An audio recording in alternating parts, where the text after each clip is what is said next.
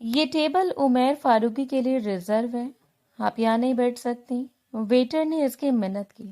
ہمارا کھانا لاؤ بس، تمہارے عمیر شاہ کو میں خود دیکھ لوں گی، وہ لاپرواہی سے کہتی شان سے وہاں بیٹھی، اس بات سے بے خبر کہ عمیر فاروقی کے لیے بزنس میٹنگز کے دوران معمولی مداخلت بھی ناقابل برداشت تھے۔ تبھی وہ فورن ڈیلیگیٹ کے ساتھ ہوٹل پہنچا تو کالج یونیفارم میں کچھ لڑکیوں کو اپنی جگہ پر بٹھا دیکھا، مٹھیاں بھیج گیا۔ مینیجر 2 منٹ میں اپنے ان 3rd کلاس مہمانوں کو ہوٹل سے نکالو ورنہ۔ اس کی دھار پر نمرا کی آنکھیں نم ہوئیں۔ اللہ کرے تمہیں کتے کاٹیں۔ امیر زادے اپنی جمع پونجی سے پہلی بار 5 اسٹار ہوٹل میں کھانا کھانے آئی تھی۔ نمرا کا نوٹ پڑھتے عمیر فاروقی کے سخت چہرے پر پہلی دفعہ مسکراہٹ آئی۔ 5 اسٹار ہوٹل میں داخل ہوتے اس نے مزے سے اپنے لمبے بالوں کی چھٹیا کو کندھے پر ڈالا اور کندھے اچکاتے ہوئے آنکھیں گھما کر اندر داخل ہوئی۔ یہ تو حقیقت تھی کہ وہ زندگی میں پہلی بار کسی شاندار 5 اسٹار ہوٹل میں کھانا کھانے کے لیے آئی تھی، وہ بھی ندا اور شازمہ کے ساتھ، اور اس کے لیے وہ پچھلے کتنے مہینوں سے پیسے اکٹھے کر رہی تھی۔ اس بات کا بھی اسے اندازہ تھا، یار یہ تو بہت بڑا ہے، اپنی اوقات سے بھی باہر چلو، کسی اور جگہ سے کھا لیتے ہیں۔ شازمہ نے آہستگی سے اس کے کندھے پر جھکتے ہوئے کہا، اور اسے شان نے بے پرواہی سے اپنی لٹ کو کان کے پیچھے اڑس دیا۔ جی نہیں، جب اپنی جیب گرم ہے نا تو فکر کی کیا ضرورت ہے۔ ان دونوں کا ہاتھ تھامے اندر داخل ہوئے بڑے بڑے چہرے جن پر مغروری چھائی ہوئی تھی، شاندار لباس، ادھر ادھر گھومتے ہوئے ویٹرز، یوں لگ رہا تھا جیسے وہ کسی شاندار سے محل میں موجود ہو۔ زندگی میں ایک بار اسے بابا 5 اسٹار ہوٹل پر کھانا کھلانے لائے تھے جب وہ چھوٹی تھی، اور اب ندا اور شازمہ کے ساتھ آئی تھی خود۔ ایک شاندار سے ٹیبل کے قریب سے گزرتے ہوئے وہ دھڑام سے کرسی کھینچ کر بیٹھ گئی۔ یہی اچھا ہے، کتنا سکون ہے۔ ہمیشہ کی طرح اپنے چلبلے انداز میں کسی کرسی کی پشت سے ٹیک لگا کر اس نے دونوں لبوں کو باہر نکالا اور اس کی حرکتیں دیکھ کر بادل نخواستہ ندا اور شازمہ کو بھی بیٹھنا پڑا۔ کم سے کم پوچھ تو لیتے، وہ دونوں حقیقت میں پہلی مرتبہ یہاں آ کر کافی گھیرا کر رہی تھی، جبکہ ان کے مقابلے میں وہ بالکل ہی ریلیکس بیٹھی تھی۔ اور پھر اس نے انگلی سے پاس کھڑے ہوئے ویٹر کو اپنی جانب اشارہ کیا۔ یہ تو حقیقت تھی کہ جب جسم پر اچھا لباس اور پرسنالٹی میں پیسے کی ٹھاٹھ نہ ہو تب تک ارد گرد والے بھی متوجہ نہیں ہوتے۔ ویٹر نے ایک مصروف سے نگاہ ان پر ڈالی اور پھر ان کے قریب آ گیا۔ اس سے پہلے کہ وہ کچھ کہتی، ویٹر نے مؤدبانہ انداز میں سر جھکا کر اپنا مدعا بیان کیا، آپ پلیز کسی اور ٹیبل پر چلی جائیں، عمیر فاروقی کے لیے ریزرو ہے۔ اور اس نے شان بے نیازی سے دونوں کوہنیوں کو ٹیبل پر رکھا اور ہاتھوں کی مٹھیاں بنا کر اپنی ٹھوڑی کے نیچے سجا لی۔ کیوں؟ عمیر فاروقی صاحب نے ڈالرز دینے ہیں اور ہمارے پاس پاکستان کی کرنسی ہے۔ عادت کے مطابق اپنی یہ بڑی بڑی آنکھوں کو گھماتے ہوئے وہ گویا ویٹر کی جان لینے کے در پر تھی، جبکہ وہ نہایت مؤدبانہ انداز میں ابھی تک اپنے موقف پر قائم تھا۔ آپ معذرت کے ساتھ میری بات نہیں سمجھ رہے میم، وہ شہر کے سب سے مشہور بزنس مین ہیں اور آپ کا یہاں جانا انہیں ایک آنکھ نہیں بھائے گا۔ ویٹر ان کے متعلق بہت اچھی طرح جانتا تھا، اس لیے صرف اپنی نوکری بچانے کی خاطر اس نے اتنی لمبی وضاحت دی، جبکہ اس لڑکی کی صحت پر ذرا بھی اثر نہیں پڑا۔ چلو یہاں سے چلتے، مجھے پہلے ہی ڈر لگ رہا ہے۔ ندا جو پہلے ہی ڈرپوک تھی اس وقت بھی مرنے کے قریب تھی۔ اگر عمیر فاروقی خود اگر تمہیں کہے تو۔ اس کے لہجے میں کچھ ایسا تھا کہ ویٹر کو بھی ایک لمحے کے لیے چونکا اور دوسرے لمحے اس نے پھر وضاحت پیش کی، پلیز میم بات سمجھنے کی کوشش کریں۔ لیکن اب تک اس کو صرف نظر انداز کرتے ہوئے وہ مینیو کارڈ اٹھا چکی تھی۔ ہاں، اس سے پہلے کہ میں آپ کی بات سمجھنے کی کوشش کروں، آپ میرا آرڈر لیں تاکہ آپ کی عمیر فاروقی کے آنے سے پہلے میں یہاں سے چلی جاؤں۔ ضد کرنا تو کوئی اس سے سیکھتا، آج تک جو بھی ضد کی اپنے چلبلے انداز میں اس نے پورا کیا، لیکن وہ نہیں جانتی تھی کہ آج کی ضد اس پر الٹی پڑنے والی ہے۔ آج وہ جس شخص سے پنگا لینے کا سوچ رہی ہے وہ کوئی معمولی انسان نہیں بلکہ اس کی پوری ہستی کو ہلا سکتا ہے، لیکن اس وقت کے لیے یہ صرف اس کے لیے ایک کھیل تھا۔ اور ویٹر کو بعد نخواستہ چپ چاپ آرڈر لینا پڑا۔ کچھ ہی دیر کے بعد انہوں نے کھانا سرو کر دیا اور کھانا سرو کرنے کے بعد وہ واپس ہٹا ہی تھا کہ جب اس نے دوبارہ ویٹر کو پکارا۔ اگر ہمارے جانے کے بعد عمیر فاروقی کچھ کہے تو انہیں بتا دینا، کیونکہ ان کی فیونسی کھانا کھانے آئی تھی اور ان کی ریزرو ٹیبل پر۔ وہ کچھ دیر حیرت سے دیکھتا رہا اور پھر سر جھٹک کر پلٹ گیا۔ یہ ان کا کام نہیں تھا کہ بال کی کھال اتار دیتے، وہ پیشہ ورانہ انداز میں کام کر رہے تھے، لیکن کوئی نہیں جانتا تھا کہ اگلے 20 منٹ کے اندر آنے والے شخص نے اس پورے ہوٹل میں تباہی مچا دینی ہے۔ بڑے مزے سے اپنی لذیذ کھانے کو انجوائے کرتے ہوئے وہ بھرپور طریقے سے ندا اور شازمہ کے ساتھ بات چیت میں مشغول تھی۔ کچھ دیر پہلے کا سارا خوف سب کچھ زائل ہو گیا۔ انہیں لگ رہا تھا کہ یہ صرف ایک معمولی سی نوک جھوک تھی، اس کے علاوہ کچھ نہیں، لیکن تب بھی وہ داخلی دروازے سے اندر داخل ہوا۔ جانے کتنے لوگوں نے مڑ کر اسے دیکھا تھا۔ ہمیشہ کی طرح شاندار پرسنالٹی، ساتھ چلتے ہوئے 2 گارڈز اور اس کے فورن ڈیلیگیٹ، نہایت شاندار لباس پہن، پیسے کی چمک دھمک اس کے چال سے گویا ٹپک رہی تھی۔ کھڑے کھڑے تیکھے نقوش، چمکتی ہوئی آنکھیں اور ناک پر بیٹھی ہوئی مغروری، وہ کسی کو بھی مات دے سکتا تھا۔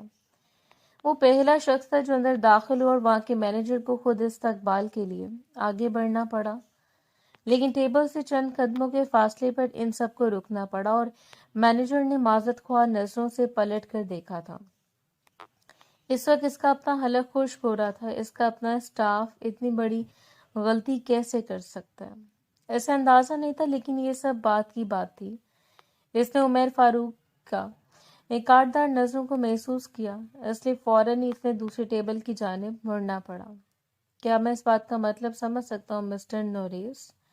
جو بات چھپا کر کہتے ہوئے اس نے مینیجر کو مخاطب کیا تھا۔ سب سے معذرت کرنے کے بعد وہ صرف اسی بات کے لیے اٹھا تھا۔ یہ بات اس کی انا پر چوٹ کی طرح لگی کہ چند لڑکیاں اس ٹیبل پر بیٹھی تھی جن کے بارے میں پیچھے کھڑا ہوا ولید مینیجر کو بتا رہا تھا، اور اس نے سن لیا، جبکہ اس کے سامنے دیکھ کر مینیجر اچھا خاصا گڑبڑا گیا۔ میں بہت معذرت چاہتا ہوں سر، لیکن لڑکی کی بے جا ضد اور تکرار کی وجہ سے ایسی غلطی ہوئی، آئندہ ایسا نہیں ہوگا۔ لیکن وہ بھلا ایسا شخص تھا جو آئندہ کی گنجائش چھوڑ دیتا؟ ہرگز نہیں۔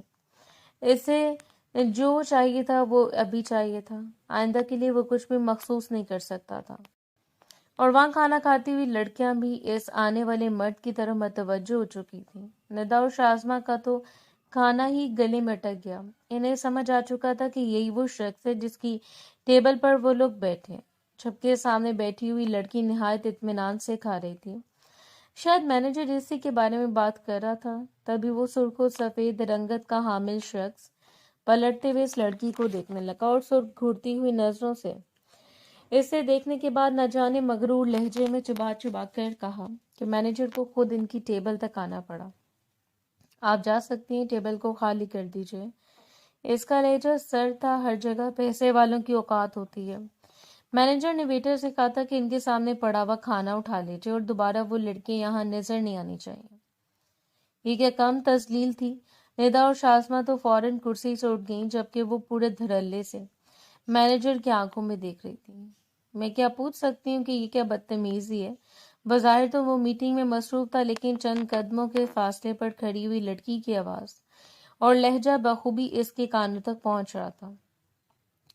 اگر کسی کے پاس پیسے ہیں تو اپنے لیے ہیں، پیسے والوں کے تلوے چاٹنے والے ہو تم سب لوگ جن کے اندر انسانیت مر چکی ہے۔ کچھ لوگ مڑ کر انہیں دیکھنے لگے۔ مینیجر نے بات کو لمبا نہیں ہونے دیا، وہ وہاں سے پلٹ گیا جبکہ انہیں جانے کے لیے کہہ دیا۔ بے عزتی کے احساس نے اس کی رنگت سرخ ہو گئی، آنکھوں میں آنسو بھرے وہ باہر کی جانب بڑھنے لگی، لیکن تبھی اس نے رک کر پیچھے کی جانب قدم اٹھائے۔ ندا اور شازمہ اسے روکتی رہ گئی، لیکن پھر بھی اگلے لمحے وہ عمیر فاروقی کے سر پر کھڑی تھی، جس نے مڑ کر نخوں سے اس چھٹانگ بھر لڑکی کو دیکھا جو دانت پیستے ہوئے اس خوبرو مرد کو دیکھ رہی تھی۔ ہضم تو نہیں ہوا آپ سے کہ زندگی میں پہلی بار اگر کوئی اچھا کھانا کھا رہا ہے تو اسے کھانے دیں؟ جس طرح اردو میں بات کر رہی تھی، یہ تو شکر تھا کہ مہمان اس کی بات نہیں سمجھ پا رہے تھے، وگرنہ عمیر فاروقی سے ہی کھڑے کھڑے شوٹ کر دیتا۔ اور اس وقت بھی اس نے ہلکا مسکراتے ہوئے گردن موڑ کر اسے دیکھا۔ وہ اپنے لیے مشکلات پیدا کر رہی وہ لڑکی ہلکا سا گرایا اور پہلی بار اس کی گراہٹ سن کر وہ دیکھتی اور 2 قدم دور ہوئی۔ اور ایک بار پھر اس کی آنکھوں میں دیکھا تو بھاڑ میں جاؤ تم اور بھاڑ میں جائے تمہارا کھانا، کھا لینا ہمارا بچہ، تم امیر زادوں کا پیٹ بھرنے کے لیے، پھر بھی سب کچھ کم پڑ جائے گا۔ گارڈز فوراً آگے بڑھے تھے لیکن اس سے پہلے وہ انہیں پیچھے ہٹاتی وہاں سے نکل گئی، جبکہ عمیر فاروقی کا غصے سے برا حال تھا۔ وہ سوچ بھی نہیں سکتا تھا کہ ایک لڑکی اسے اتنا کچھ سنا کر چلی گئی ہے، وہ لڑکی جس کی اس کے سامنے کوئی حیثیت ہی نہیں تھی۔ اس کا موڈ اچھا خاصا خراب ہوا لیکن اپنی میٹنگ کے لیے اس نے دوبارہ اپنا موڈ بحال کیا، لیکن جتنے گھنٹے بھی وہاں موجود رہا اس کے ذہن مسلسل یہی چل رہا تھا، بڑبڑاتی وہ وہاں سے نکل آئی، لیکن ہرگز نہیں جانتی تھی کہ اس نے اپنے لیے کون سی مشکلات کھڑی کر دی ہیں۔ کبھی کبھار انسان جلد بازی میں وہ سب کچھ کہہ دیتا ہے جو اسے نہیں کہنا چاہیے تھا، لیکن بعد میں اسے اندازہ ہوتا ہے کہ وہ جلد باز لڑکی بھی کچھ ایسا ہی کر چکی تھی۔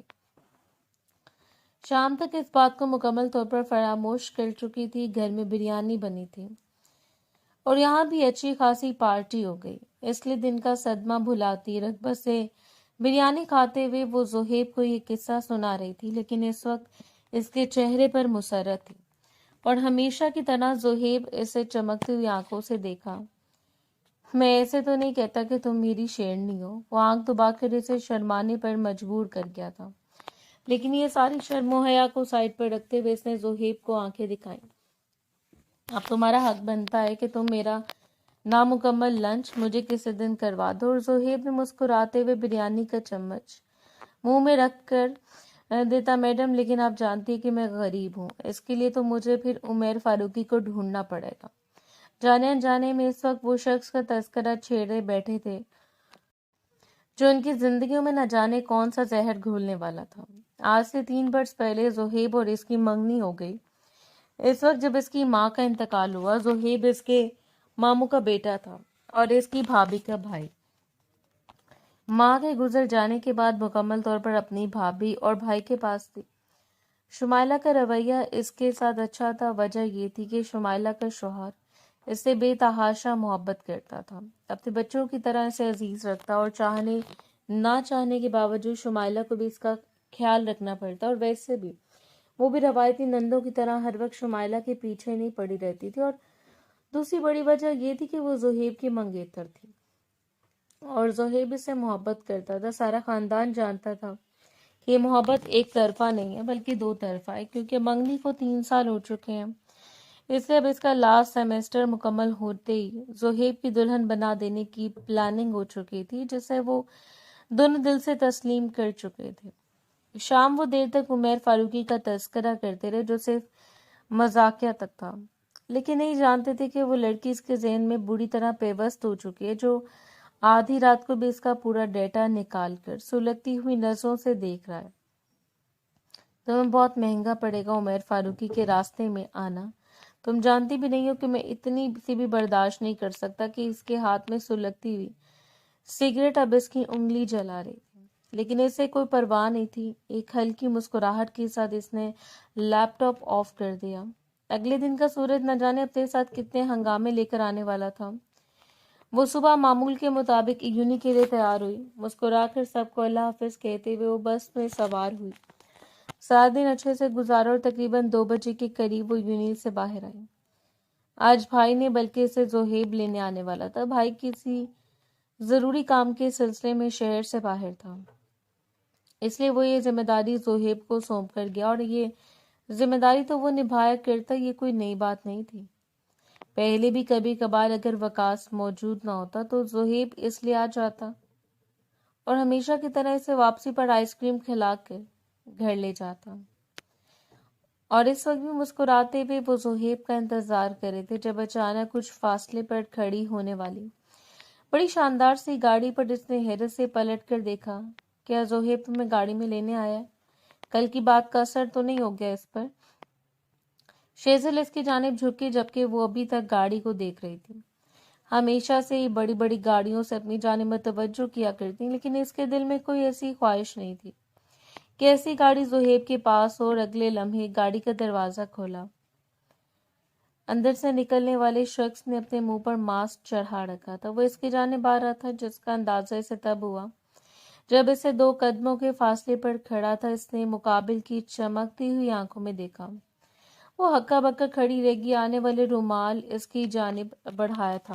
اس نے ہاتھ بڑھا کر اپنے چہرے کو ڈھانپنا چاہا، لیکن تب تک وہ رومال اس کے منہ پر زبردستی جما چکا تھا، اور اگلے کچھ منٹس میں وہ ہوش آواز سے بیگانہ ہو کر اس کے بازو میں لڑک گئی۔ پاس کھڑی ہوئی شیزل کو ماں کو وارننگ دیتی ہوئی نظروں سے دیکھ کر وہ پلٹا اور اس گاڑی میں ڈال دیا۔ ارد گرد کھڑے ہوئے اسٹوڈنٹس بس چیختے رہ گئے، کوئی کچھ بھی نہیں پہچان پایا، اور اڑانے والا اسے اتنے لوگوں میں اڑا کر لے گیا تھا۔ جس وقت اسے ہوش آیا اس وقت بھی وہ گاڑی میں موجود تھی۔ گاڑی کہاں کھڑی تھی، اسے یہاں کون لایا، کیوں لایا، وہ کچھ نہیں جانتی تھی، لیکن ہوش میں آتے جس وقت اس کا دماغ بیدار ہوا، اس نے ہڑبڑا کر ادھر ادھر دیکھا، جبکہ ڈرائیور کے علاوہ گاڑی میں کوئی بھی موجود نہیں تھا، اور زور سے چلاتے ہوئے وہ گاڑی سے اترنے کی کوشش کرنے لگی۔ تبھی فرنٹ سیٹ پر بیٹھے ہوئے شخص نے پلٹ کر دیکھا اور وہ ساکت رہ گئی۔ وہ کوئی اور نہیں تھا، وہی شخص تھا جس کی آنکھوں پر لگائے ہوئے گوگلز کے باوجود وہ اسے لاکھوں کی بھیڑ میں بھی پہچان سکتی تھی۔ اسے لگا تھا وہ صرف ایک برا سپنا ہے، وہ بھی نیند سے بیدار ہو جائے گی۔ وہ چیخنا تک بھول گئی، لیکن پاس بیٹھے ہوئے شخص کے لبوں کی مسکراہٹ گہری ہوتی چلی گئی۔ اگر تم چلاؤ گی تو کوئی بھی میرا کچھ نہیں بگاڑ پائے گا، لیکن تمہیں یہ رات میرے ساتھ گزارنی پڑے گی۔ لیکن اگر تم چپ چاپ میرے ساتھ چلو گی تو تمہیں 2 گھنٹوں کے اندر تمہارے گھر چھوڑ دیا جائے گا۔ اس کے انداز میں کچھ ایسا تھا کہ وہ ساکت رہ گئے۔ میں نے کچھ نہیں کیا، پلیز مجھے جانے دیں۔ وہ بھول گئی تھی کہ کل اس شخص کے سامنے وہ کتنا کچھ کہہ گئی۔ اس وقت اسے صرف اپنی عزت کی پرواہ تھی، اپنے بھائی کی عزت کی پرواہ۔ سامنے بیٹھا ہوا شخص کتنی حیثیت رکھتا تھا، اسے کل ہی اندازہ ہو چکا تھا کہ وہ اس کے سامنے ایک چونٹی کے برابر بھی نہیں تھی، جبکہ مقابل اب مکمل طور پر اس پر جھکا ہوا تھا۔ اس بار اس نے تفصیل سے اس پھول سی لڑکی کا جائزہ لیا۔ بڑی بڑی بادامی آنکھیں، لمبی پلکیں، کندھوں تک آتے گھنے بال جن کو اونچی پونی ٹیل میں باندھ رکھا تھا، چہرے کے اطراف گرتی ہوئی 2 لٹے، رخساروں پر پڑنے والے ڈمپل۔ اس کی عمر بامشکل 24 سال ہوگی، جبکہ اس کی گہری نظروں کو خود پر محسوس کرتے ہوئے وہ نہ جانے کیوں اپنا دوپٹہ درست کرنے لگی۔ اور اس چیز نے بھی عمیر فاروقی کو سلگا دیا تھا۔ وہ اتنی بے بس تھی کہ ہمارے خوف اس کی آنکھوں سے آنسو گرنے والے تھے، لیکن وہ اس کے سامنے نہ ہی چیخ پا رہی تھی اور نہ ہی رو پا رہی تھی۔ وہ سلسل دروازے کو کھینچتے ہوئے وہ کھولنے کی کوشش کر رہی تھی، اور مقابل نے گاڑی سے اتر کر اس کی جانب کا دروازہ کھولا اور پھر اسے بازو سے پکڑا باہر نکال دیا۔ اسے سچ میں کسی کی پرواہ نہیں تھی، نہ ہی وہ کسی سے ڈرنے والا تھا۔ اس نے محسوس کیا اس وقت اس کا بیگ اور موبائل، دونوں چیزیں اس کے پاس نہیں ہیں۔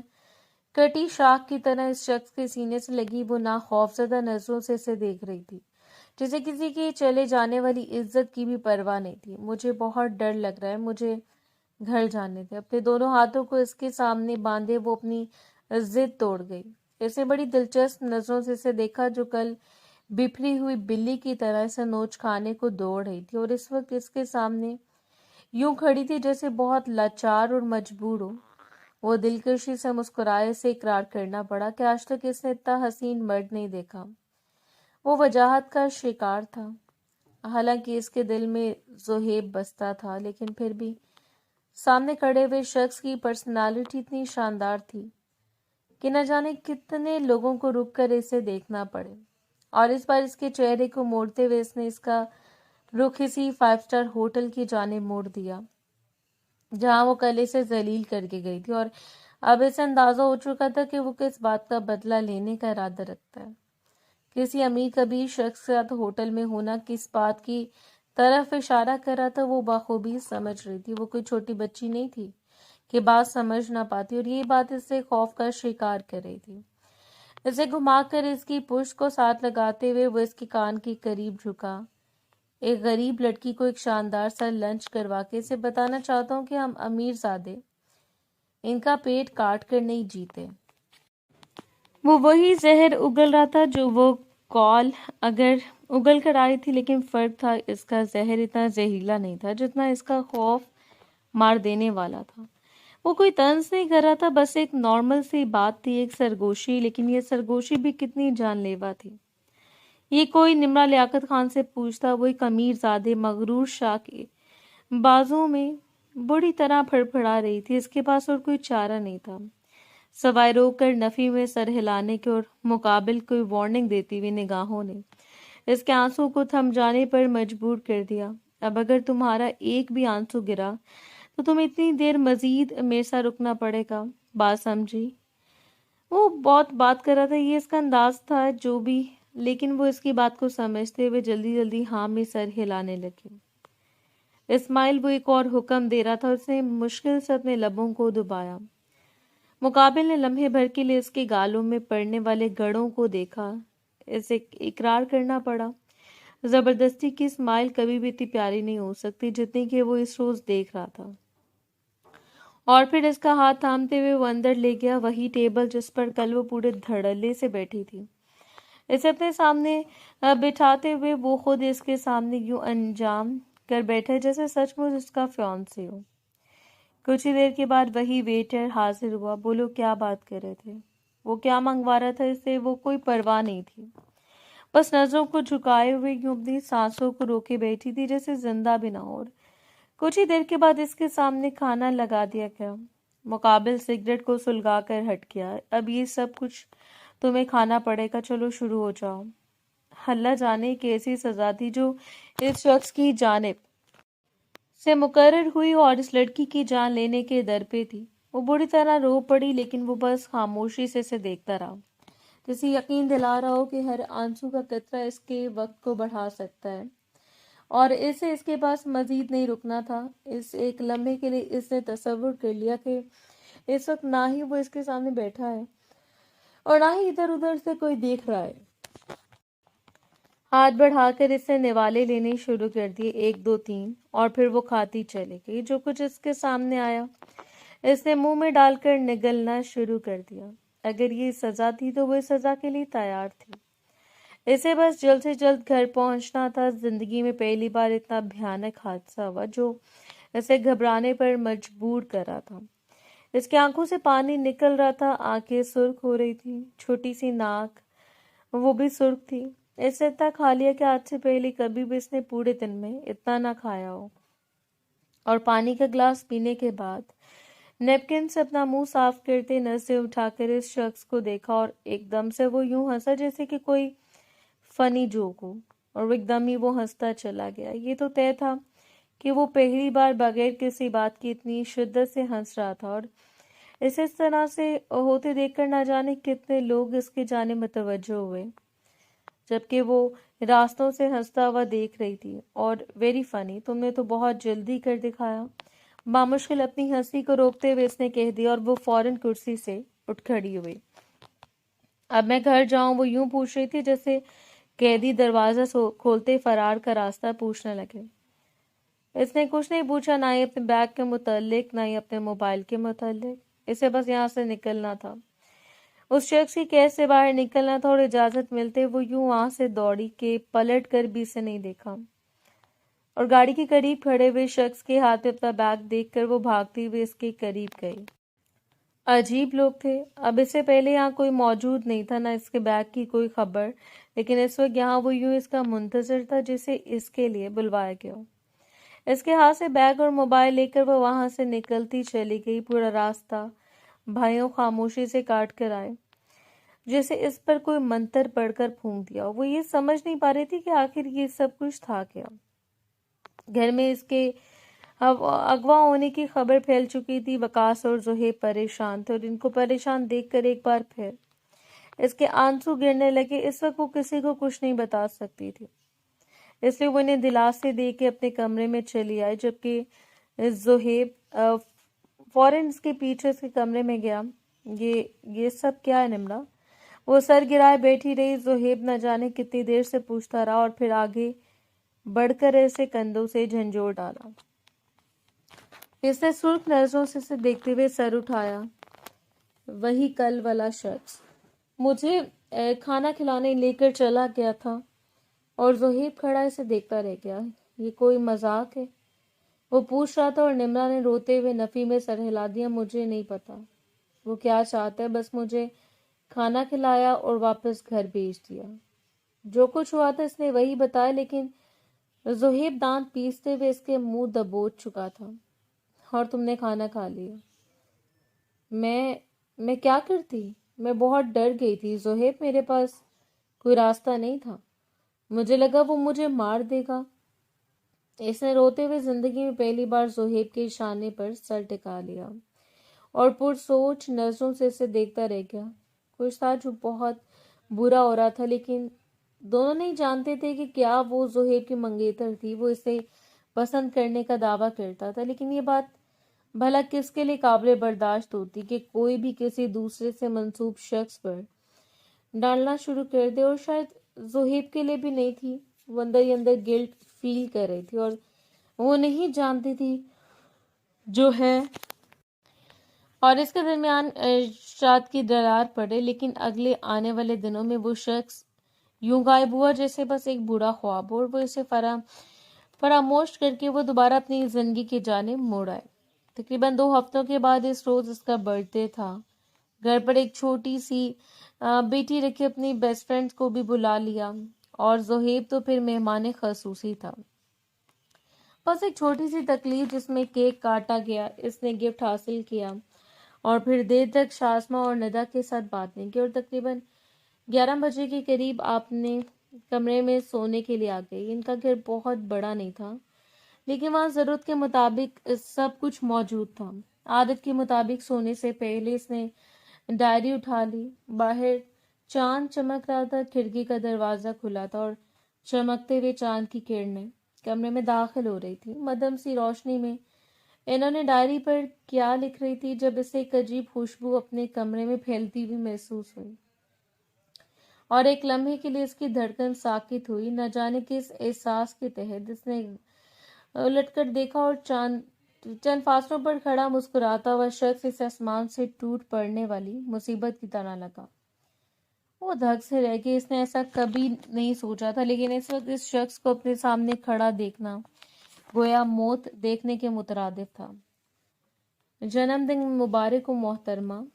یا اللہ، یہ شخص کیا تھا؟ ایک مغرور سرپھرا شخص جو اس پر مسلط ہو کر اس کی زندگی کو عذاب بنا رہا تھا، اور وہ دیوار کے ساتھ جا رہی تھی. اس کا اس وقت خوف سے برا حال تھا. اگر اسے معلوم ہوتا کہ یہ شخص یوں اس کے گلے پڑ جائے گا تو وہ کبھی بھی روز اس کے ساتھ بدزبانی نہ کرتی. لیکن اب تو جو ہونا تھا ہو چکا، اور اب وہ پورے دھڑلے سے اس کے کمرے میں اسے برتھ ڈے وش کرنے آیا تھا. اس کے بارے میں وہ اتنی معلومات کیسے رکھتا تھا، کیا کچھ جانتا تھا، یہ تو وہ نہیں جانتی تھی. لیکن یہ سب کچھ صبر آزما تھا. جائے میرے کمرے سے، اس نے بس یہی کہا، لیکن وہ مسکراتا ہوا پشت پر ہاتھ باندھے اسے دیکھتا رہ گیا. کھانا کھلانے کے بعد تمہاری زندگی سے چلا جاؤں گا. لیکن میں نے پہلی بار کسی کو دیکھا اتنا پیور، اتنا خالص. وہ اس کے نزدیک آ رہا تھا، اتنا نزدیک کہ ایک ہاتھ دیوار پر جمائے ہوئے وہ محل کے اس جانب جھکا، اور اسے لگا جسے اس کا دل بند ہو جائے گا. وہ سانس لینا بھول جائے گی. میں کسی اور کی منگیتر ہوں. اگر مجھے ایسی لڑکی سمجھ رہے ہیں تو یہ بھول آپ کی محترم. آج وہ اپنے گھر میں کھڑی تھی. آج وہ اس کا کچھ نہیں بگاڑ سکتا تھا، اور یہ بھی اس کی خام خیالی ثابت ہوئی جب مقابل نے اسے گردن سے بجھ کر ذرا اپنے قریب کر لیا. واو، انٹرسٹنگ نیوز. اپنے لبوں کو گول شیپ دیتے ہوئے وہ یوں حیران ہوا جیسے کہ اس خبر کو انجوائے کر رہا ہو. حالانکہ وہ معصوم لڑکی نہیں جانتی تھی کہ جو اس کی سالگرہ کے بارے میں جانتا ہے، جو اس کے کمرے کے بارے میں جانتے، کیا وہ یہ نہیں جانتا ہوگا کہ وہ پہلے کسی کو زندگی میں شامل کر چکی ہے. اگلا پورا ہفتہ ہے تمہارے پاس. جو شخص تمہارا منگیتر ہے اسے کہو کہ تم سے نکاح کر لے، تمہیں اپنا بنا لے، کیونکہ اگلے ہفتے کے اختتام والے دن تم میری بیوی بن جاؤ گی. مسز نمرا عمیر شاہ. اور وہ پٹی نظروں سے شخص کو دیکھتی رہ گئی. اپنے نام کی انگلی اٹھا کر اس نے اس شخص کو سنانا چاہی تھی، جس نے اس کی نازک سی انگلی کو دبوچ کر اس کی آنکھوں میں دیکھا اور پھر ہلکا سے اس کی جانب جھکا. Your count down start. وہ کس طرح اس کے سامنے سے چلا گیا. وہ چیخ بھی نہیں پائے, اسے پکڑ نہیں پائی, بس جیسے اس پر کوئی منتر پھونک دیا گیا. اسے اپنے بس میں کرنے کے لیے کوئی ترکیب آزمائی گئی اور یہ اس وقت بے بسی کی انتہا تھی کہ فرش پر بیٹھتے ہوئے وہ اتنی شدت سے رو پڑی کہ گھٹنوں پر سر رکھ کر اسے سسکنا پڑا. اس کا پورا وجود ہل رہا تھا, دل لڑک رہا تھا. جو کچھ اس کی زندگی میں ہونے والا تھا, اس کے اندیشے پہلے اسے خوف میں مبتلا کر رہے تھے. اور اگلے لمحے وہ دوڑ کر موبائل کے قریب گئی, زہیب کا نمبر ڈائل کیا. اسے ہر صورت اسے آگاہ کرنا تھا, اس شخص کے بارے میں بتانا تھا. دوسری جانب سے اس کی دوسری کال اٹینڈ کر لی گئی. نیند میں ڈوبی ہوئی آواز زہیب کی تھی جو اس کے کانوں سے ٹکرائی, اور وہ ایک بار پھر رو پڑی. ایسے شخص کو کھونا نہیں تھا جو اسے جان سے بھی زیادہ پیارا تھا. وہ ساری زندگی سے یہی کہتی تھی کہ وہ اسے پیار نہیں کر سکتی, لیکن اس وقت جب وہ اسے کھونے کی باری آئی تو اسے اندازہ ہو رہا تھا کہ وہ اس کے علاوہ کسی سے پیار نہیں کر سکتی. اس کا دل چاہا کہ وہ لمحے میں سب کچھ بتا دے, کیسے وہ شخص اس کے کمرے میں آیا, لیکن پچھلی بار کی بدگمان نظریں اس کے ذہن کی اسکرین پر لہرائیں اور وہ کچھ لمحوں کے لیے خاموش ہو گئی.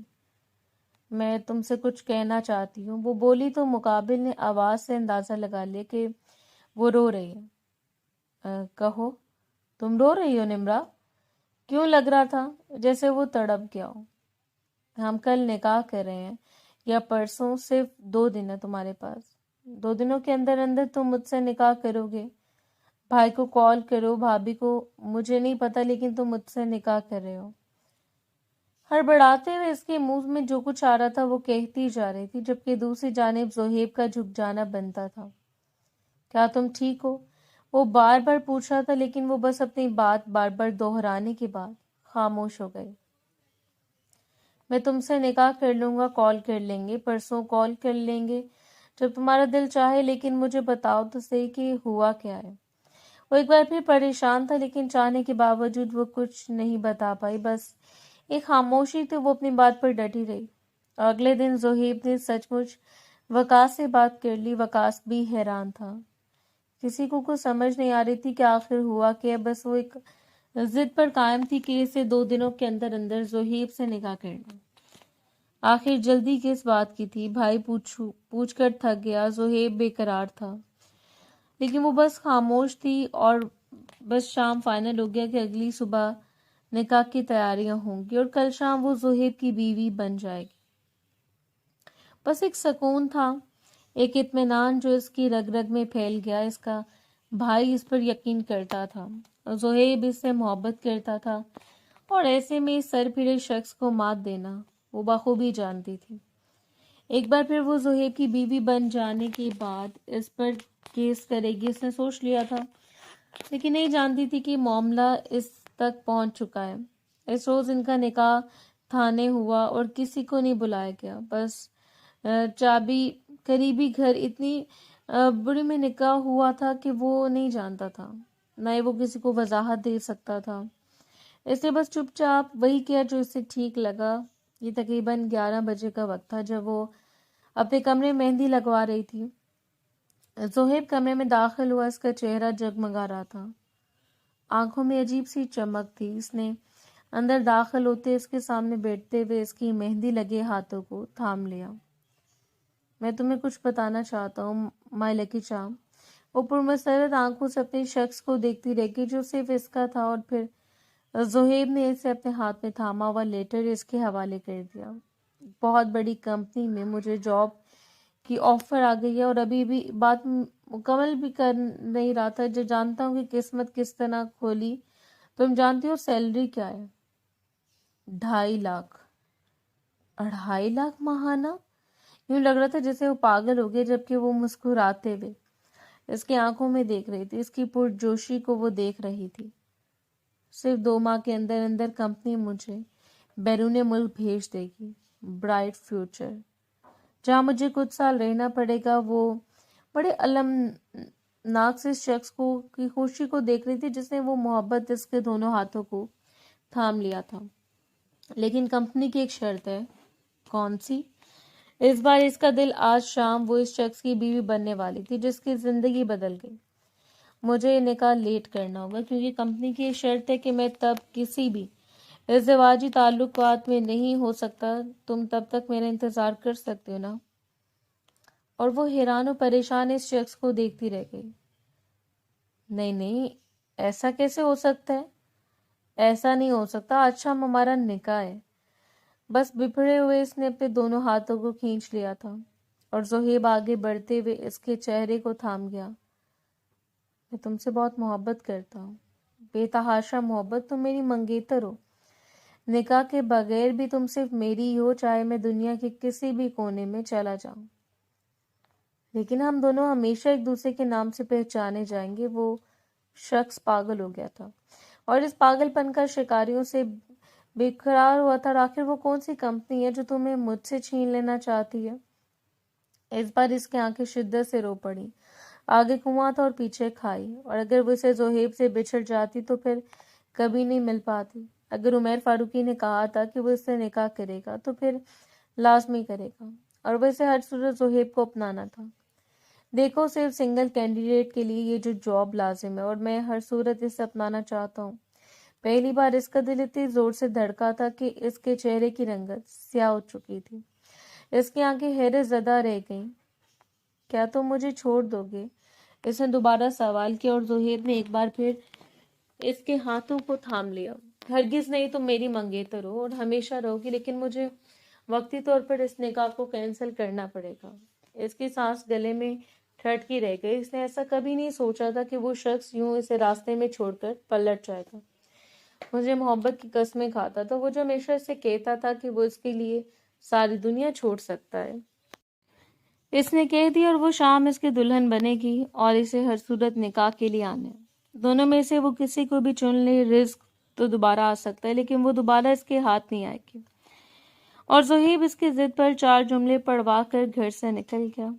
اس نے کسی کو بھی نہیں بتایا. تقریب میں آنے والے مہمان گھر پر موجود تھے. وہ آف وائٹ کلر کی شرارے میں تیار ہوئے. اسے یقین تھا کہ زہیب ضرور آئے گا. وہ ساری دنیا کو چھوڑ سکتا ہے لیکن اسے نہیں چھوڑ سکتا. لیکن وہ نہیں جانتی تھی کہ آج اس کی ساری امیدوں پر پانی پھرنے والا ہے یا اس کی ساری بے قراریوں کو قرار ملنے والا ہے. شمائلہ، کال کرو، کدھر ہیں تمہارے ماں باپ؟ زہیب سے کہو جلدی آئے، نکاح کا وقت نکلا جا رہا ہے. مغرب کی اذان ہو چکی تھی لیکن ابھی تک کوئی اتا پتہ نہیں تھا. حالانکہ نکاح مغرب سے پہلے ہونا تھا. وہ بس یوں ہی چپ چاپ اپنے ہاتھوں کو دیکھتی بیٹھی رہ گئی. سب لوگوں نے کہا تھا کہنے کی دلہن بن کر بے تحاشا حسین لگی ہے، لیکن اس سے نہیں لگا. ندا اور شازمہ ہمیشہ کی طرح اس کے پہلو میں بیٹھی تھی، اسے دلاسے دینے کے لیے تیار تھی. لیکن اس کی آنکھوں کا خالی پر نہیں جا رہا تھا. 1 سے 2 گھنٹے، 2 سے 3 گھنٹے، اور پھر سرگوشیاں ہونے لگیں. پہلے جو بات تھوڑی تھوڑی کانوں میں گھلی تھی، اب وہ بات یقین کا لبادہ اوڑھ کر ان کے سامنے کھڑی تھی. کیا ہوگا؟ لڑکی نے کچھ پہلے ہی سنا تھا. کسی امیر زادے نے اغوا کر لیا. زہیب کو ہر صورت آنا چاہیے تھا. اسے سرگوشیوں سے فرق نہیں پڑتا. وہ بس کانپتے ہوئے ہاتھوں سے زہیب کا نمبر ڈائل کرتی رہ گئی.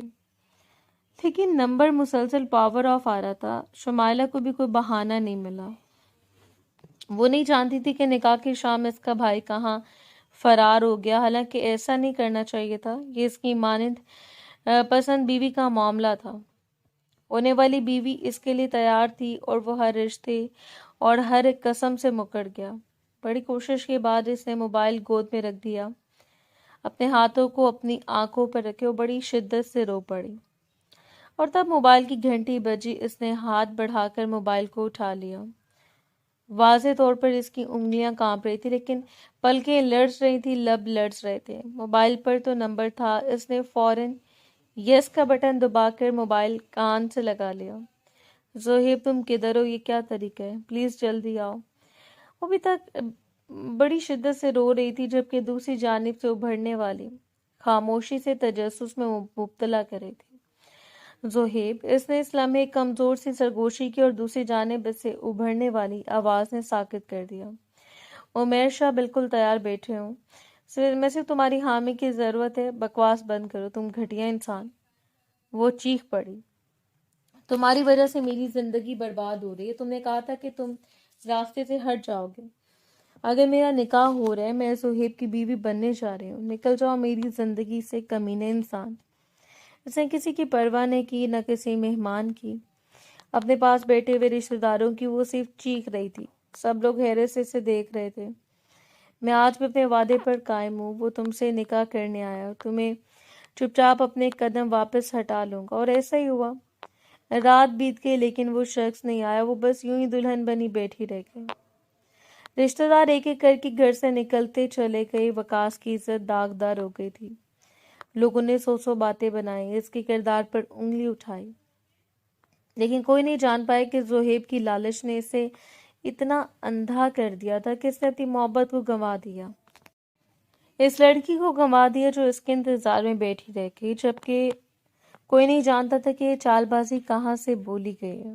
دوسرے دن وہ ایک بھاری نفری کے ساتھ ان کے دروازے پر تھا۔ عمیر شاہ رشتہ آیا تھا، ان کے دروازے پر اتنا ٹھاٹ تو بنتا تھا، اور وقاص کو بڑی حیران و پریشان تھا کہ وہ ایک کمرے میں کونے میں لگ کر بیٹھی رہی۔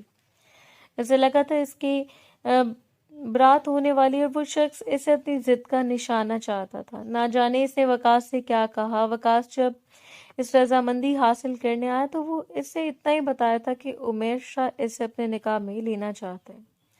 وہ بھی اسی ہفتے اس کے پاس کچھ نہیں تھا کہنے کے لیے۔ رات سے رو رو کر گویا اس نے اپنے آنسو کو ہی ختم کر لیا، چیخ چیخ کر اپنی چیخوں کا گلا گھونٹ دیا، اور بالآخر وقاص نے اس شخص کو رضامندی دے دی۔ اب وہ ساری زندگی اپنی بہن کو گھر تو نہیں بٹھا سکتا تھا، اور ٹھیک 2 دنوں کے بعد اس شام وہ پورے دد سے بارات لے کر آیا۔ وہ نکاح کرنے آیا تھا، اسے عزت سے حاصل کرنے۔ نکاح سے کچھ وقت قبل وہ ایک بار پھر دلہن بنی ہوئی تھی۔ آج صرف نکاح نہیں تھا، وہ شخص کے ساتھ جانے والی تھی۔ ایسے سر اٹھا کر دیکھا، وہ کمرے میں اکیلی تھی۔ کیا تم میرا انتظار نہیں کر سکتی؟ اس نے چپ چاپ آگے بڑھتے ہوئے زہیب کی مینوں پر ایک زوردار تماچا دے مارا۔ کر سکتی تھی اگر تم میرے پہلو میں کھڑے ہو کر پوری دنیا کو بتاتے کہ مجھے انتظار کی رسی تھما کر جا رہے ہو، فرار ہو کر نہیں، منہ چھپا کر نہیں۔ اس روز اس نے اپنے ساتھ زہیب کو بھی ذلیل کر دیا۔ اس روز وہ پہلو میں جام کر بیٹھ گئی، اور اس کے ساتھ ہونے والے اس نے معتبر کر دیا۔ لمحے بھر میں وہ نہ جانے زمین کی کتنی گہرائی سے اٹھ کر اس پر بیٹھ گئی۔ اس شخص نے اس معصوم سی لڑکی پر بیش بہا دولت نچھاور کر دی۔ وہ اسے پوری عزت سے رخصت کروا کر لے گیا۔ اس حویلی میں قدم رکھتے سے لگا تھا جیسے کوئی محل ہے جس کی ملکہ سے مل گئی، اور دلہن بن کر اس پر بے تحاشا پیارا، اور پھر لاکھوں کے جوڑے بھی، کبھی کمال تھا زیورات بھی۔ حویلی میں ملازمین کے علاوہ صرف ایک ہستی تھی، عمیر فاروقی کی ماں، جو ویل چیئر پر تھی۔ فالج ان کے آدھے جسم کو مفلوج کر دیا تھا۔ وہ چمکتی ہوئی آنکھوں سے اپنی بہو کو دیکھتی رہیں، اور اس شخص کے خلاف ہونے کے باوجود وہ جھک کر انہیں ملی، اور انہوں نے اپنے بیٹے کے انتخاب کی داد دی۔ وہ پشت پر کھڑا نہ جانے کیوں ہلکا سا مسکرا دیا۔ جانتا تھا وہ ناراض ہے، لیکن یہ ناراضگی اتنے دن قائم نہیں رہ سکتی، اور نہ ہی وہ رہنے دے گا۔ کچھ رسومات کے بعد اسے عمیر شاہ کے کمرے میں منتقل کر دیا گیا۔ اس نے کبھی نہیں سوچا تھا کہ ایک ایسی رسم جس کا کوئی سر پیر نہیں تھا، ایگزٹ سے ہونے والی شروعات یہ رخ اختیار کر لے گی۔ اس نے ساری زندگی اپنے شوہر کے طور پر زہیب کو دیکھا، لیکن حقیقت یہی تھی کہ یہ شخص اس کی نظروں سے گر چکا تھا۔ وہ سوچ بھی نہیں سکتی تھی کہ میں کسی جاب کے لیے چند لاکھوں کے لیے اسے چھوڑ کر جا سکتا ہوں۔ اگر وہ ایک بار چھوڑ کر جا چکا تھا تو پھر ساری زندگی کی چھوڑ سکتا تھا۔ ویسے بیٹھی رہی جب عمیر کمرے میں داخل ہوا، اور شخص کے ساتھ خوشبوؤں کے دل فریب خوشبوؤں کے جھونکے اندر آئے، اس کے سامنے آ کر بیٹھا، بے تحاشا قریب، اور پھر اس کی سانسوں کو محسوس کرتے ہوئے نرمی سے جھک کر اس کے چہرے کو تھوڑی سی تھام کر اپنے قریب کر لیا۔ اس نے لڑسی ہوئی پلکوں کو دیکھ کر وہ نہ جانے کیوں مقبور ہو رہا تھا۔ بالآخر میں نے تمہیں پا لیا۔ عادت کے مطابق اس نے ہر کسی سے سرگوشی کی، اور مقابل نے آنکھیں کھول کر اس کا چہرہ دیکھا۔ ہاں، جیسے میں کوئی کھلونا تھی، کوئی رونا دھونا نہیں، کوئی چیز کو پکار نہیں رہا۔ وہ شکوہ کر رہی تھی، اور وہ اس کے ہر شکوے پر تابدار تھا۔ जैसे सब कुछ तुम्हारे बस में नहीं ना था, बिल्कुल इस तरह ये सब कुछ मेरे बस में भी नहीं था। लेकिन फिर भी मैं रास्ते से हट गया। मैंने तुम्हारे फियांसी को मौका दिया। ऐसे दो रास्ते दिए, जिसका मर्जी वो इंतखाब कर ले। अगर वो तुम्हारा इंतखाब कर लेता तो तुम्हारे हक में वफादार होता। तो ये उमेर शाह का वादा था, वो दोबारा तुम्हारी जानिब पलट कर भी ना देखता। वो परेशानियों से देखती रह गई, लेकिन इसकी बात का मफहूम अभी तक समझ नहीं पाई थी। हकीकत यह है कि मैं तुमसे मोहब्बत करता हूँ। अगर जिंदगी में मैंने दौलत से मरूब ना होने वाला कोई वजूद देखा जिसमें दम था कि वो नजरें मिलाकर मुझसे बात करे, तो वो तुम थी। और हकीकत ये कि मुझे तुम दिलो जान से अजीज हो, ये सिर्फ एक रात की खुमारी थी या जो भी। वो हरगिज नहीं जानती थी, लेकिन इस वक्त तक इसे इस शख्स पर यकीन नहीं था जो इसकी कमर में हाथ डालकर इसके लबों पर अपने लब मुसल्लत करके इसकी खुशबू से मुअत्तर हो रहा था। लबों से गर्दन तक आते हुए उमेर शाह जितना बहक चुका था, आज से पहले वो इतना नहीं बहका, जबकि इसने सिसकते हुए उमेर की शर्ट को दबोच लिया। इस हकीकत में डर लग रहा था, लेकिन तब तक इस शख्स ने इसे अपनी मोहब्बत का नशा और नहीं किया था। वो इसे यूं छू रहा था जैसे वो गुलाब का एक फूल हो जो सख्त गिरफ्त पर मुरझा जाएगा, जो अपनी खुशबू या रंग खो देगा। वो इस रात इन दोनों के दरमियान एक ऐसी रात थी जिसे मिलन की रात कहा जाए तो बुरा नहीं होगा। अगली सुबह वो इसके साय में बेदार हुई और उमेर शाह की सबसे हसीन सुबह वही थी। वकास और शुमाइला इनके लिए नाश्ता लेकर आए। वो वकास के साथ बहुत मोहब्बत से पेश आ रहा था, सबकी बेतहा इज्जत करता, लेकिन वो अभी तक चुप थी। हालांकि ऐसा नहीं था कि इसे दिल से अपना शौहर तस्लीम नहीं करती थी, लेकिन फिर भी इस शख्स की जल्दबाजियों पर इसका यकीन ना बैठना बनता था। इस दिन पूरी शाह कंपनी में हलचल मची हुई थी। शाह ग्रुप ऑफ इंडस्ट्रीज का मालिक पूरे 3 हफ्तों के बाद कंपनी की खबर लेने आ रहा था, और ऐसे में उमेर शाह के अताब से कौन बचना नहीं चाहता था। शानदार सी गाड़ी से उतरते हुए इसे इन चश्मों में छुपी हुई आंखों से अपने ख्वाबों की ताबीर देखी और फिर पलटकर अपनी बीवी को देखा। लेयर्स में कटे हुए बाल पुश्त पर बिखरे हुए थे, हाई हील, लॉन्ग कामदार शर्ट के साथ नफासत से किया गया मेकअप और चेहरे पर छाया हुआ इत्मीनान। मुकाबिल ने आगे बढ़कर मोहब्बत से इसका हाथ थाम लिया। वो दोनों ऑफिस में एंटर होते सब लोग इसे खुशामदीद कहने के लिए बेताब थे। वो कोई आम शख्स नहीं था, शहर का जाना माना बिजनेसमैन जो बिजनेस की दुनिया पर राज कर रहा था। इस पर फूल निछावर किए गए, तहाइफ दिए गए और मुस्कुराकर वो मुबारकबाद वसूल कर रहा था जब इसके साथ चलती हुई लड़की ने इत्मीनान से सर उठाया। एक कोने में इसे साकित खड़ा हुआ शख्स नजर आया। इसे लगा कि इसकी नजर का धोखा है, लेकिन ये हकीकत थी। वो इसे अपने हमसफर के साथ कदम से कदम मिलाकर सीढ़ियां चढ़ती जा रही थी, लेकिन नजरें इसी शख्स पर जमी हुई थी जिसके चेहरे की रंगत बेतहाशा जर्द थी। वो एक कोने में साकित खड़ा जैसे इसकी रूह कब्ज हो चुकी हो, और इसके करीब से गुजरने वाले इसके बॉस ने रुक कर एक नजर से देखा। वो नजर फेरते हुए सर झुका गया और उमेर शाह सवाले नजरों से देख रहा था या सिर्फ देखने की एक्टिंग कर रहा था, लेकिन वो सर झुकाया खड़े हुआ अच्छा खासा गड़बड़ा गया। अस्सलाम वालेकुम सर, माई सेल्फ जोहेब वकार। वो कोई ख्वाब नहीं था, वो हकीकत थी। इस रोज इसे अपने सामने खेले हुए खेल का अंदाजा हुआ। खेल खेलने वाले ने इतनी महारत से खेला था कि किसी को कानो कान खबर नहीं हुई। वालेकुम अस्सलाम मिस्टर जोहेब। इसने बड़ी जाज़बियत से मुस्कुराते हुए सलाम का जवाब दिया और फिर सबको पलट कर देखा था।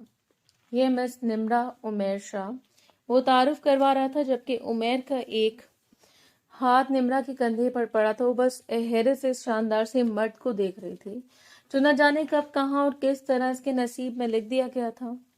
सारी कहानी इसके सामने खुल गई। यूं जोहेब को एकदम से जॉब का आना थी, तनख्वाह और वो खेल। ऐसा तो उमर के अल्फाज इसके जहन में गर्दिश कर रहे थे। मैंने इसके सामने 2 रास्ते रख दिए। अगर वो जरा भी तुम्हारे हक में वफादार होता तो मैं शायद रास्ते से हट जाता, लेकिन वो तुम्हारे लिए नहीं बनाया गया। जो तुम्हें एक बार छोड़ सकता है वो तुम्हें 1000 बार अपने मुफाद के लिए छोड़ने की हिम्मत कर सकता है। और इस शाम इसने उमेर के शाने पर सर रखा। आपने जोहेब को ऑफर की थी सिर्फ इसलिए कि वो रास्ते से हट जाए, और उमेर ने हल्का सा मुस्कुरा कर इसके माथे पर लब रखे। نہیں بلکہ اس لیے تاکہ وہ کسی ایک کا انتخاب کر لے۔ وہ چپ چاپ سر جھکائے بیٹھی رہی۔ مجھے جب تم سے محبت ہوئی تھی تب مجھے لگا کہ میں دو لوگوں کے درمیان آ گیا ہوں۔ وہ ایک بار پھر اس کے چہرے کو تھام کر اپنے قریب کر چکا تھا، لیکن یقین کرو میں تیسرا شخص نہیں تھا، جو تیسرا تھا وہ خود بخود نکل گیا۔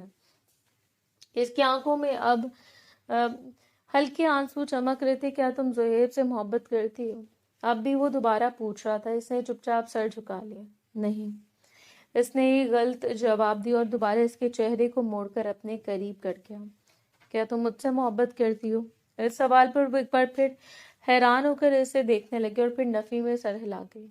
کیا ہو سکتا تھا کہ تم عمیر شاہ سے محبت کر لو؟ وہ ایک بار پھر پوچھ رہا تھا اور اس نے ہاں میں سر ہلایا۔ ہو سکتا ہے اگر مجھے لگا کہ عمیر شاہ قابل محبت ہے اور وہ میری محبتوں کو پا لے گا۔ اس وقت وہ نہیں جانتی تھی کہ آنے والا ہر لمحہ اسے بتائے گا کہ میں عائشہ کے لیے قابل محبت تھی۔ کبھی کبھی ہمارے انتخاب میں غلطی ہو جاتی ہے، ہم جلد بازی میں کسی ایسے شخص کا انتخاب کر لیتے ہیں جو ہمیں اپنے لیے بہترین لگتا ہے، لیکن وقت آنے پر کوئی یوں دامن چھوڑ کر ہم سے دور بھاگتا ہے جیسے ہم کسی وبا کا شکار ہوں۔ سوئٹزرلینڈ کی سرد ہوا نے اسے کپ کپانے پر مجبور کر دیا۔ اونی کوٹ کو کندھوں پر ڈال کر وہ باہر سے گرتی ہوئی برف کا نظارہ دیکھ رہی تھی۔ پچھلے 2 ہفتوں سے وہ یہاں تھے۔ اسے لگا اس کا ہر خواب مکمل ہو گیا۔ وہ خواب جس کی آنکھوں نے دیکھا تھا وہ بھی نہیں تھا۔ انہیں معتبر مل چکی تھی، تعبیر مل چکی تھی۔ یہ اچانک اسے مقابل میں کمر سے تھام کر اپنے قریب کیا اور وہ زور سے اس کے سینے میں جا لگی۔ کبھی تو مجھے اپنے خوابوں کی دنیا میں رہنے دیا کریں۔ ہلکا سا مسکراتے ہوئے اس نے شکوہ کیا اور عمیر نے اس کی ناک کو اپنی ناک سے جوڑا تھا۔ ہرگز نہیں، جب تمہارے خوابوں کی تعبیر تمہارے سامنے ہے تو پھر اس دنیا میں رہنے کا کیا مقصد ہو سکتا ہے؟ وہ دلکشی سے مسکراتے ہوئے اسے دیکھ رہا تھا۔ یہاں سے واپس جانے کو دل نہیں کر رہا۔ اپنی جانب سے اس نے بات کو گھمایا، جبکہ عمیر نے جھکتے ہوئے اس کی گردن پر لب رکھے۔ ہاں، کیونکہ یہاں آپ کو ایکسٹرا رومانس مل رہا ہے۔ اس شخص کی بے باکیوں پر وہ ایسے گھبرا جایا کرتی تھی۔ بہت گندے آپ۔ اس وقت وہ صرف اپنی شرمندگی چھپانے کے لیے اس کے کندھے پر مکہ لگاتے ہوئے کہہ رہی تھی، جبکہ وہ کھلکھلا کر ہنس پڑا۔ وہ جب ہنستا تو وہ یوں ہی ایک جادو میں کھو جاتی، جیسے کوئی منتر پڑھ کر اس پر پھونکا جا رہا ہو، جیسے کوئی تلسم ہو جو ارد گرد ٹوٹ کر بکھر رہا ہو۔ اور جب وہ اسے یوں دیکھتی رہ گئی تب مقابل نے اسے ٹھوڑی سے پکڑ کر اپنے لب اس کے لبوں پر جمائے۔ کسی دن نظر نہ لگا دو مجھ کو، ابھی تو مجھ سے محبت نہیں ہے، جس دن محبت ہوگی اس دن تو آنکھوں سے ہی مار دو گی محترمہ۔ جبکہ اسے مسکراتے ہوئے اس کے سینے پر اپنا سر رکھ لیا، جو اس کے لیے دنیا کی سب سے محفوظ ترین جگہ تھی۔ اسے لگتا تھا کہ وہ شخص قابل محبت ہے، چاہے جانے کے قابل ہے، جو رشتوں کو نبھانا جانتا ہے، وہ اسے وہ عزت اور وہ مقام دے سکتا تھا۔ اب اس پر لازم تھا کہ وہ اس شخص کو اپنا لے، باہر سے محبت اقرار کرے۔ اس کی محبتوں میں سلگتی رہتی بے تحاشا قربت پر پگھلتے ہوئے اس نے سانس لینے کے لیے عمیر کو ذرا سا خود سے دور کیا، جبکہ اچھا خاصا بوڑھا مناتے ہوئے وہ اس کے رخساروں پر لب رکھ گیا۔ بری بات بیگم، اس طرح محبت کرنے والے محبوب کو خود سے دور کرنا گناہ ہوتا ہے، اور اگر محبوب کو تنگ کرے تو کیا اس کا گناہ نہیں ہوتا؟ وہ بھی دو بدو جواب دے گی۔ اچھا بتائیں میں نے آپ کو کہاں تنگ کیا؟ وہ اب دلکشی سے اس کے چہرے کو دیکھ کر اسے جھینپ جانے پر مجبور کر رہا تھا۔ اب دیکھنے میں ایسے نہیں لگتے، دل چاہتا ہے کہ ساری دنیا کو آپ کی کالی کرتوت بتاؤں۔ وہ بھی بوڑھا مناتے ہوئے منہ پھلا کر کہہ گئی، اور اس کے بعد وہ مسکراتے ہوئے اس کے سینے پر سرک گیا۔ پھر ایسا کریں، ہمارے بیڈ روم میں ایک کیمرہ لگا دیں، جب آپ کا شوہر رومانس کرنے لگے تو آپ ساری دنیا کو دکھا سکیں۔ وہ اپنی بے باکیوں پر اسے سرخ کیے جا رہا تھا۔ اسے محبت کرتا تھا اور اسے محبت جتانا آتی تھی۔ اسے دلکشی سے مسکرانے پر مجبور کر دیتا تھا، کیونکہ محبت اسی کا نام ہے۔ کبھی کبھی رخ بدل کر دیکھیں، ہو سکتا ہے زندگی آپ کے لیے نئے دروازے کھولنے کے لیے بےتاب کھڑی ہو۔ کبھی کبھی اپنی بنائی ہوئی حد سے باہر نکل کر دیکھیں، باہر کی دنیا بہت وسیع ہے، وہاں ہر مشکلات کا حل پایا جاتا ہے اگر خدا چاہے تو۔